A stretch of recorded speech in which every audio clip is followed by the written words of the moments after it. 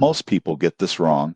They assume the American Wealth app is just another investment or savings platform. The surprising truth in 2026 is that it combines short-term cash access with financial management tools, giving users more control over their money in emergencies. Here's how it works. The app allows you to request small advances on earned wages or account balances, typically within a few hours. You can also track income, spending, and savings goals directly in the app. This dual approach makes it easier to handle urgent expenses while staying on top of your finances. The dashboard is especially useful.